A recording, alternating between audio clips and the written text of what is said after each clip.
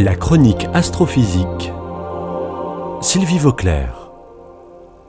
Je n'ai pas fini de vous parler des tardigrades, ces toutes petites bêtes extraordinaires qui ont peut-être énormément à nous apprendre sur nos origines et sur le sens de la vie.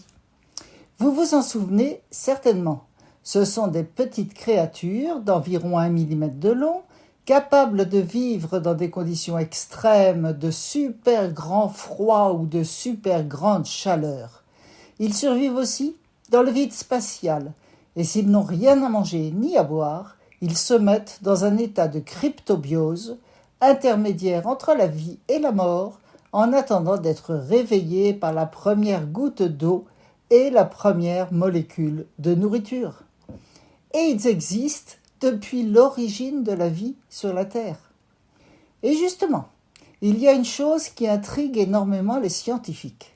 C'est que les tardigrades, qui ont un corps mou comme celui d'un ver, marchent tranquillement sur le sol avec 8 pattes.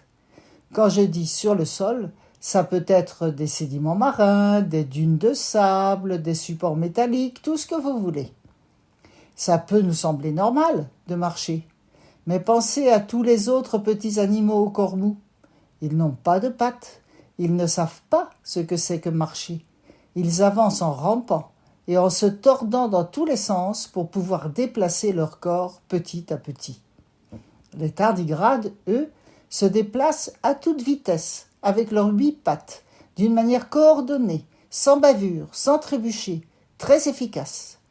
Ils avancent de toute la longueur de leur corps en 1 seconde ou même moins. Où et comment les tardigrades ont-ils appris à marcher dans le cadre de l'évolution des espèces? C'est un mystère que les chercheurs espèrent bien élucider. Il y a là-dessous un système neuronal à étudier en détail. Les petites bêtes ne sont pas prêtes de cesser de nous étonner.